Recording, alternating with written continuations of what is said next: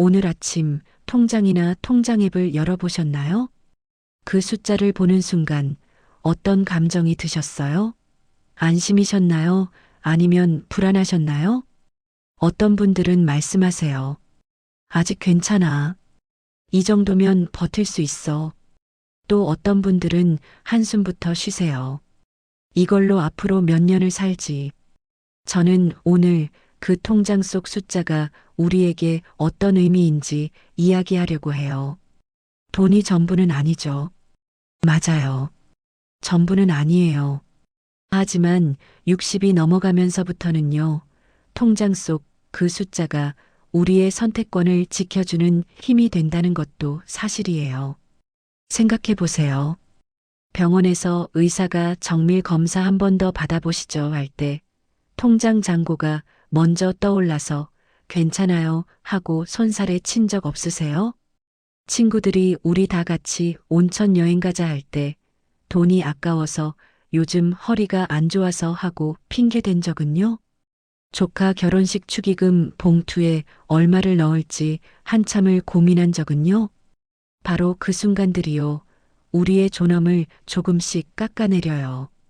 60대가 넘어가면 통장 속 돈은 단순한 생활비가 아니에요. 그건 내일에 대한 희망이고 자녀에게 손 벌리지 않아도 된다는 자존심이고 갑자기 무슨 일이 생겨도 괜찮아. 나한테 이만큼은 있어. 하고 마음을 놓을 수 있는 심리적인 안전망이에요. 많은 분들이 말씀하세요. 노후가 불안해. 그런데 정작 왜 불안한지, 얼마가 있어야 하는지 구체적으로 계산해 본 적은 거의 없으실 거예요. 뉴스에서 최소 10억은 있어야 한다는 말을 들으면 겁부터 나거나 아니면 반대로 생각해봤자 뭐가 달라지겠어 하며 아예 외면하게 되죠. 하지만 그 어느 쪽도 우리를 지켜주지 못해요. 그렇다면 정확히 얼마가 필요할까요? 막연하게 많으면 많을수록 좋다는 답이 아니라 현실적인 숫자로 말씀드릴게요. 2025년 현재 최근 통계 자료를 보면요. 혼자 사시는 분은 한 달에 최소 150만 원 정도가 필요해요. 부부가 함께 사신다면 월 250만 원 정도요. 이건 사치스러운 생활이 아니에요. 기본 생활비, 병원비, 경조사비를 포함한 최소한의 금액이에요. 계산기를 한번 두드려 볼까요? 혼자 사는 분이 앞으로 20년을 산다고 가정하면 월 150만 원이니까 1년에 1,800만 원이에요. 20년이면 3억 6천만 원이 필요하다는 계산이 나와요.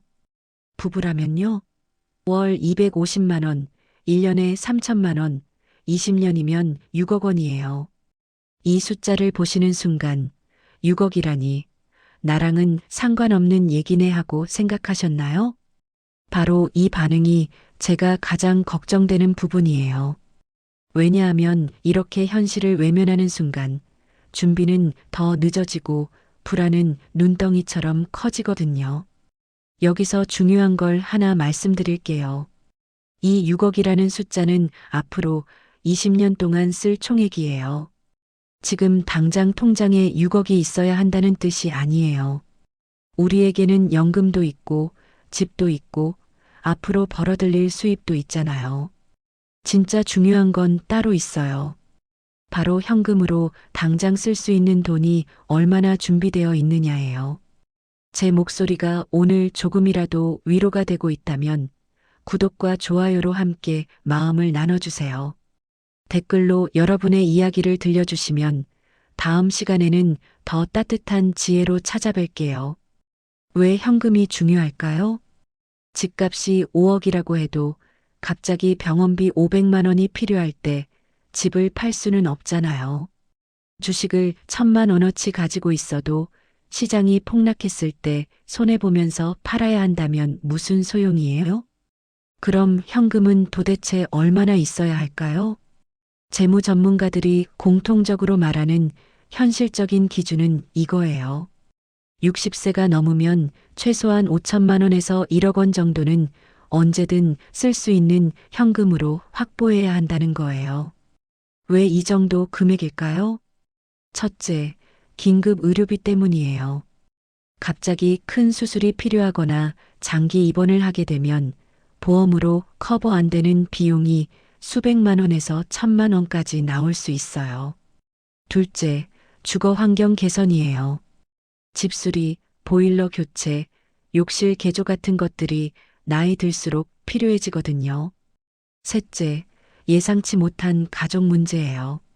자녀의 급한 사정, 손주 학자금, 경조사비 같은 건 늘 예고 없이 찾아오죠. 하지만 이 모든 이유보다 더 중요한 게 있어요. 바로 심리적인 안정이에요. 통장 잔액을 확인할 때마다 아직 괜찮아. 나는 준비가 되어 있어 하는 안도감을 느낄 수 있는 거예요.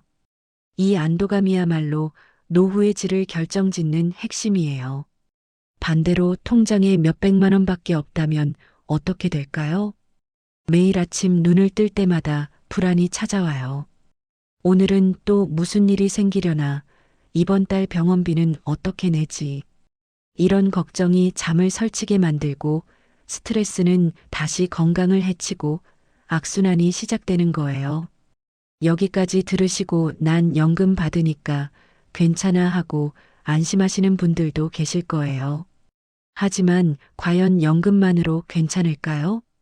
2025년 현재 국민연금 평균 수령액이 얼마인지 아세요? 개인 기준으로 월 70만 원이에요. 평생 성실하게 낸 분들도 대부분 100만 원 초반에 그쳐요. 부부가 각각 받아도 합쳐서 평균 140만 원 정도예요. 앞서 말씀드린 부부 기준 최소 생활비 250만 원을 기억하시죠? 연금 140만 원을 빼면 매달 110만 원이 부족해요. 1년이면 1320만 원, 10년이면 1억 3천만 원이 모자란다는 계산이에요.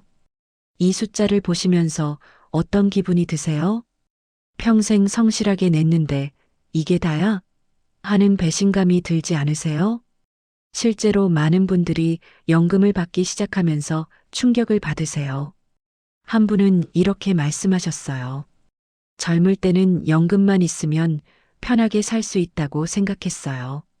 그런데 막상 받아보니 용돈 수준이더라고요. 관리비 내고 병원비 내고 나면 남는 게 없어요. 이게 현실이에요. 그럼 기초연금은 어떨까요? 그래도 나라에서 주는 연금이 있잖아 하고 생각하실 수도 있어요. 2025년 현재 혼자 사시는 분은 한 달에 약 35만 원, 부부는 합쳐서 55만 원 정도를 받으세요. 하지만 문제는 누구나 받을 수 있는 게 아니라는 거예요. 만 65세 이상, 소득 하위 70% 이하인 분들만 받을 수 있어요. 여기서 말하는 소득은 단순히 월급이 아니라 연금, 예적금, 부동산 같은 재산을 모두 합산한 거예요. 즉, 국민연금이나 부동산이 조금이라도 있으면 기초연금이 깎이거나 아예 못 받는 경우도 많아요. 많은 분들이 국민연금에 기초연금까지 받으면 한 달에 100만 원은 되겠지 하고 생각하시지만 실제 생활비 월 150만 원에서 250만 원과는 여전히 큰 격차가 있어요. 더 큰 문제는 연금에만 의존하다가 준비를 소홀히 했다는 점이에요. 어차피 연금 나오니까 하는 생각으로 저축을 게을리하고 퇴직금을 자녀 지원에 다 쓰고 노후 준비를 미루다가 60대가 되어 뒤늦게 후회하는 분들이 너무 많아요. 여러분, 노후 자금에서 연금은 분명히 중요한 부분이에요. 하지만 그건 기초일 뿐 전부가 아니에요. 연금은 집의 기초 공사와 같아요. 기초 위에 벽과 지붕이 있어야 집이 되듯 연금 위에 현금 자산과 계획이 더해져야 진짜 여유 있는 노후가 완성돼요. 하지만 여전히 그래도 나는 집이 있는데 그럼 괜찮은 거 아니야? 하고 안심하시는 분들이 계세요. 과연 그럴까요? 혹시 이런 생각 해보신 적 있으세요? 나는 집이라도 있으니까 노후는 그나마 괜찮아. 집값도 올랐고 최악의 경우엔 집을 팔면 되잖아. 맞아요. 집은 분명히 자산이에요. 특히 우리나라에서 부동산은 가장 큰 자산이죠.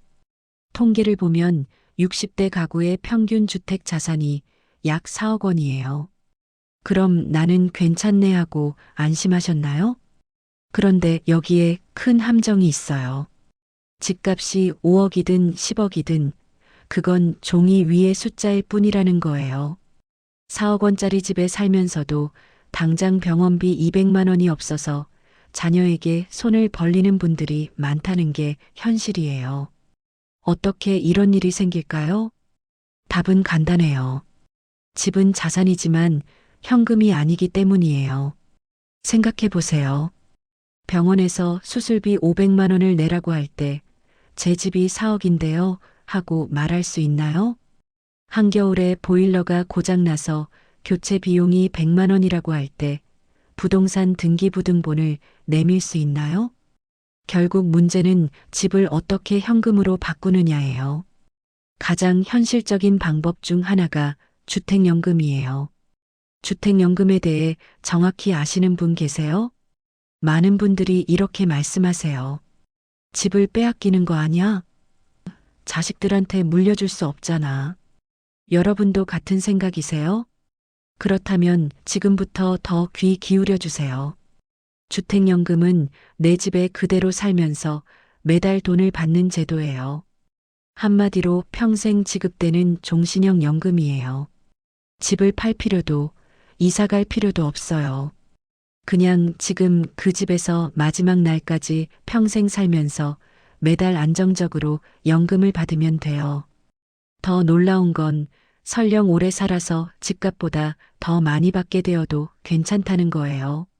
집값이 3억인데 내가 4억을 받으면 어떡하죠? 걱정 마세요. 그 1억은 국가가 대신 내요. 반대로 남은 돈이 있으면요? 그건 자녀에게 상속돼요. 현실적인 숫자로 말씀드릴게요. 3억 원 아파트를 가진 70세 부부가 주택연금에 가입하면 매달 약 89만 원을 평생 받아요. 1년이면 1,068만 원, 10년이면 1억 680만 원이에요. 6억 원 아파트라면요? 매달 약 178만 원을 받아요. 1년에 2,136만 원이에요. 배우자가 먼저 가면 연금 끊기는 거 아니야? 이 질문도 정말 많이 하세요. 걱정 마세요. 남편이 먼저 가셔도 아내는 그대로 죽을 때까지 매달 89만 원 받아요. 반대로 아내가 먼저 가셔도 남편은 그대로 매달 89만 원 받아요. 한 푼도 안 줄어요. 죽을 때까지요. 주택연금 가입 조건은 이래요. 부부 중 한 명이라도 만 55세 이상이면 돼요. 집값은 공시가격 12억 원 이하면 가능해요. 그럼 무조건 가입하는 게 좋을까요? 아니에요. 상황에 따라 달라요. 주택연금이 적합한 경우는 이래요. 첫째, 자녀에게 집을 상속할 계획이 없는 경우예요. 요즘 자녀들은 부모 집 물려받아도 팔아서 자기 집 사는데 보태요. 그럴 거면 부모가 살아서 편하게 쓰는 게 낫지 않을까요? 둘째, 연금 외에 다른 수입이 없는 경우예요. 매달 고정적으로 들어오는 돈이 국민연금밖에 없다면 꼭 고려해야 해요. 셋째, 집값이 오를 가능성이 적은 경우예요. 지방이나 외곽 지역처럼 집값 상승이 기대되지 않는다면 빨리 주택연금으로 전환하는 것도 유리해요. 반대로 주택연금이 적합하지 않은 경우도 있어요. 첫째, 집값이 계속 오를 것 같은 경우예요. 서울 강남이나 재개발 예정 지역이라면 기다렸다가 파는 게 더 유리할 수 있어요. 둘째, 이미 노후 자금이 충분한 경우예요. 통장에 현금이 1억 원 이상 있고 연금도 넉넉하다면 굳이 필요 없어요. 셋째, 건강이 안 좋아서 요양원에 들어갈 가능성이 큰 경우예요. 주택연금은 그 집에 계속 살아야 유리하거든요. 여러분, 주택연금은 노후에 분명 좋은 제도지만 내 형편과 조건을 먼저 따져보는 게 가장 중요해요. 그러니 결정 전에 꼭 전문가 상담을 받아보시길 권해드려요. 주택연금 말고도 현금을 확보하는 방법이 있어요. 바로 다운사이징이에요. 다운사이징이란 큰 집을 팔고 작은 집으로 이사하는 거예요. 그 차액을 현금으로 확보하는 거죠. 예를 들어 볼게요. 6억 원 아파트를 팔고 3억 원 아파트로 이사해요. 3억 원이 현금으로 남아요. 이 돈을 안전하게 예금에 넣으면 연이자로 월 75만 원 정도의 수입이 생겨요. 실제로 이 방법을 실천하신 분이 계세요. 69세 되시는 분인데요. 5억 원짜리 아파트를 팔고 2억 5천만 원짜리 아파트로 이사하셨어요. 2억 5천만 원이 현금으로 남았죠. 그분이 그러시더라고요. 처음엔 집이 작아져서 서운했어요. 그런데 관리비도 줄고 청소할 곳도 적고 오히려 편해요. 무엇보다 통장에 돈이 있으니까 마음이 편해요. 다운사이징의 장점은 세 가지예요. 첫째, 집값 차익을 한꺼번에 현금으로 확보할 수 있어요. 2억, 3억 원의 목돈이 노후에 안정감을 주죠. 둘째, 주거비가 확 줄어들어요. 작은 집은 관리비도 적고 재산세도 덜 내요. 셋째, 생활이 편해져요. 큰 집은 청소하기도 힘들고 공과금도 많이 들잖아요. 그런데 지금 이렇게 생각하시는 분 계시죠? 좋은 말인 건 알겠는데 지금 내 통장에는 그만큼 없는데 어떻게 하죠? 걱정 마세요. 지금 당장 5천만 원, 1억 원이 없어도 괜찮아요. 노후는 돈이 없어서 불안한 게 아니라 준비가 늦어서 불안한 거예요. 지금부터라도 시작하면 인생의 후반전은 충분히 달라져요. 지금부터 60대, 70대 분들도 실천 가능한 현실적인 방법을 알려드릴게요. 첫 번째는 작은 저축 습관이에요. 무슨 저축이야, 벌이도 없는데 하실 수 있어요. 하지만 매달 10만 원씩만 모아도 10년이면 1,200만 원이에요. 여기에 이자까지 붙으면 1,400만 원 가까이 돼요. 고작 1,400만 원이라고 생각하실 수 있어요. 하지만 생각해 보세요. 80세에 갑자기 병원비 1,000만 원이 필요한데 그 돈이 있는 사람과 없는 사람의 차이는 하늘과 땅이에요. 이 돈이 있으면 자녀에게 손 벌리지 않아도 돼요. 당당하게 내 돈으로 해결할 수 있어요. 바로 이게 존엄을 지키는 돈이에요. 월 10만 원이 부담스러우시면 5만 원부터 시작하셔도 돼요. 중요한 건 금액이 아니라 습관이에요. 통장에 돈이 쌓여가는 걸 보면 마음이 편해져요. 아, 나도 조금씩 준비하고 있구나. 이 안도감이 정말 커요. 한 분은 65세부터 매달 15만 원씩 모으기 시작하셨어요. 연금이 들어오면 먼저 저축부터 하셨어요. 그게 원칙이었어요. 2년이 지난 지금 통장에 370만 원이 모였어요. 처음엔 별거 아닌 것 같았어요. 근데 통장에 돈이 조금씩 쌓이는 걸 볼 때마다 마음이 이렇게 든든할 수 없더라고요. 그분의 말에는 확신이 담겨 있었어요. 그런데 난 5만 원이고 10만 원이고 저축할 돈이 없는데요. 라고 걱정되시나요? 그래서 두 번째 방법이 더욱 중요해요. 두 번째는 불필요한 지출 줄이기예요. 여러분, 혹시 매달 통장에서 빠져나가는 돈들 꼼꼼히 확인해 보신 적 있으세요? 보험료, 각종 구독 서비스, 자동 결제들. 매달 10만 원 넘게 나가는 분들이 의외로 많아요. 한번 가입해 놓고 까먹고 계속 결제되는 경우도 많아요. 핸드폰 요금제도 그래요. 처음 가입할 때 직원이 정해준 쓸데없이 비싼 요금제를 쓰고 계신 분들 정말 많아요.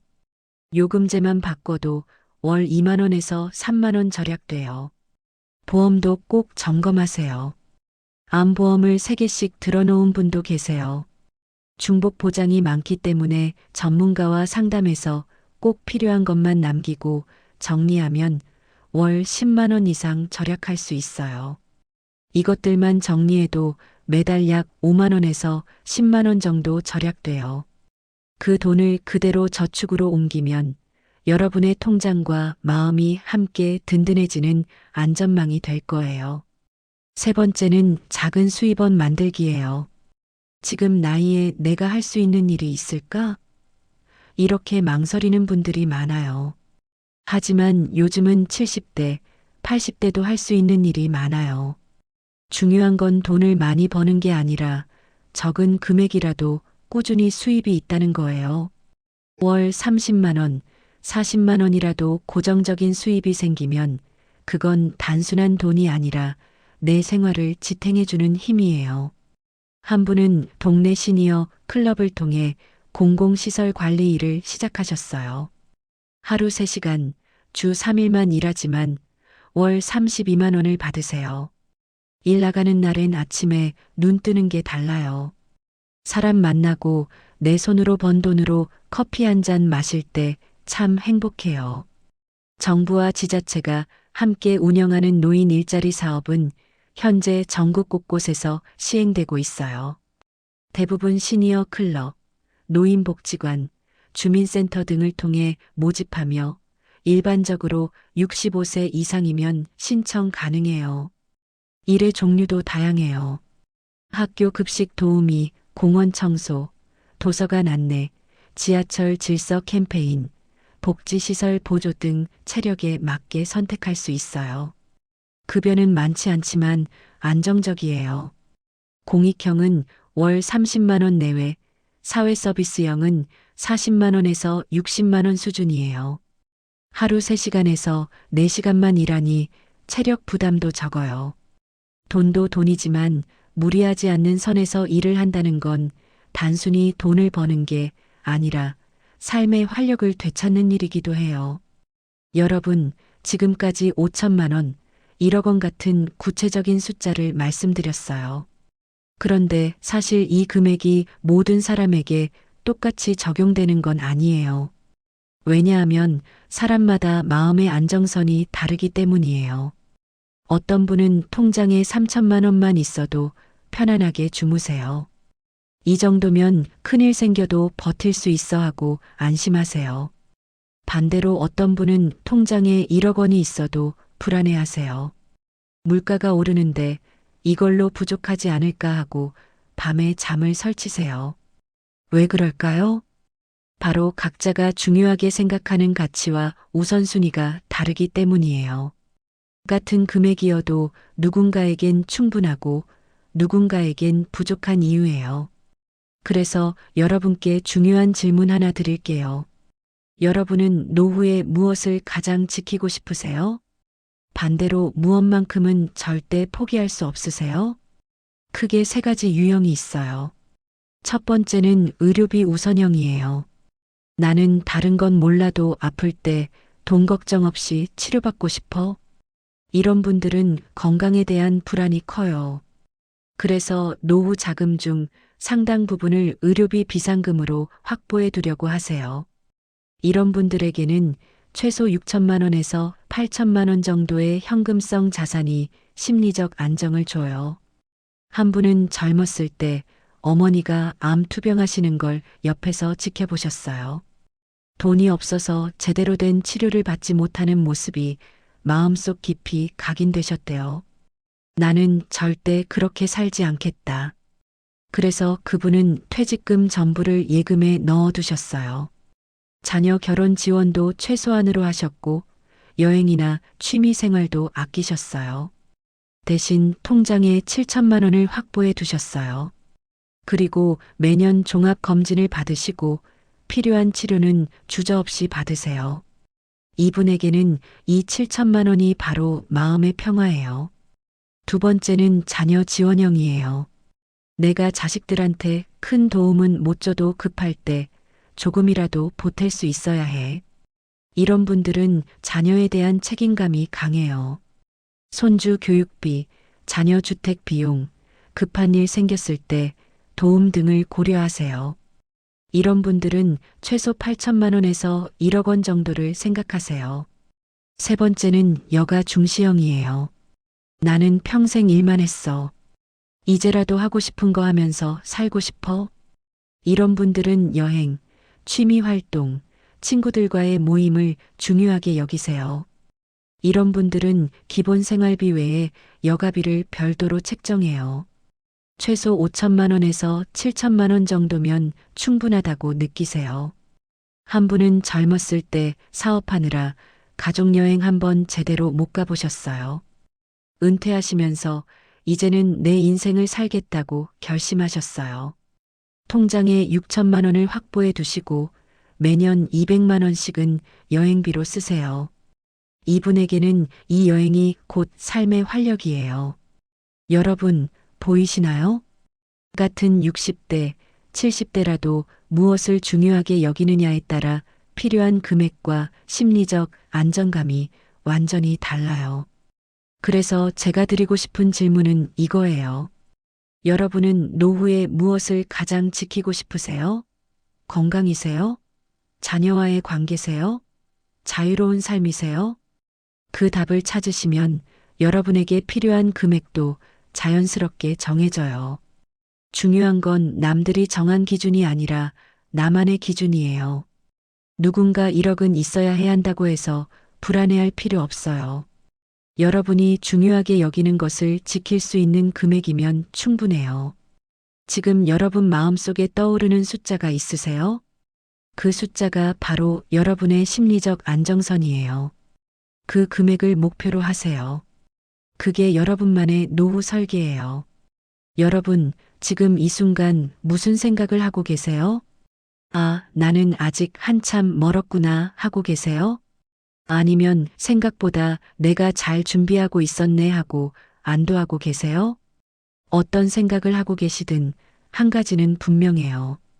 오늘 여러분은 노후에 대한 막연한 불안을 구체적인 숫자로 바꾸셨어요. 얼마나 있어야 할지 모르겠어라는 막연함보다 나는 이 정도면 되는구나라는 명확함이 훨씬 나아요. 하지만 숫자를 아는 것만으로는 부족해요. 진짜 중요한 건 이제부터예요. 오늘 알게 된 이 사실을 가지고 무엇을 할 것인가? 그게 여러분의 10년 후를 결정해요. 지금 바로 스스로에게 세 가지만 물어보세요. 첫째, 나는 지금 어디에 있는가? 통장에 얼마가 있고, 연금은 얼마이며, 집은 얼마짜리인가? 현재 위치를 정확히 아는 게 출발점이에요. 둘째, 나는 어디로 가고 싶은가? 내게 필요한 최소 금액은 얼마이고, 편안하게 느낄 수 있는 금액은 얼마인가? 목표를 정하는 게 방향이에요. 셋째, 나는 무엇을 할 것인가? 오늘부터 무엇을 시작하고, 무엇을 멈추고, 무엇을 바꿀 것인가? 실천이 없으면 모든 게 의미 없어요. 이 세 가지 질문에 명확하게 답할 수 있다면 여러분은 이미 준비된 거예요. 통장에 얼마가 있든 나이가 몇이든 상관없어요. 방향을 알고 걷기 시작한 사람은 반드시 목적지에 도착해요. 반대로 이 질문에 답하지 못한 채 흘러가듯 산다면 10년 후에도 똑같이 불안할 거예요. 나이만 더 들고 선택지만 더 줄어든 채로요. 여러분, 노후는 준비하는 사람에게만 편안해요. 막연히 기다린다고 좋아지지 않아요. 오늘의 작은 결단이 내일의 평안을 만들어요. 여러분의 든든하고 평안한 노후를 진심으로 응원해요. 오늘 이야기를 들으시고 나서 혹시 이런 주제들도 궁금하시다면 다음에 또 찾아뵐게요. 노후의 자녀와 건강한 거리를 유지하는 법에 대해서도 이야기해 볼 수 있을 것 같아요. 사랑하지만 부담스럽지 않은 그 균형을 어떻게 잡을 수 있을까요? 연금 외에 월 50만 원 더 만드는 현실적인 방법들도 좋을 것 같아요. 큰 돈을 벌 순 없어도 작은 수입원을 만들 수 있는 구체적인 방법들이 있거든요. 나이 들어도 당당하게 사는 노후 존엄 지키기도 함께 나눠보면 좋을 것 같아요. 돈도 중요하지만 스스로를 존중하며 사는 법도 중요하니까요. 오늘도 따뜻한 하루 보내세요.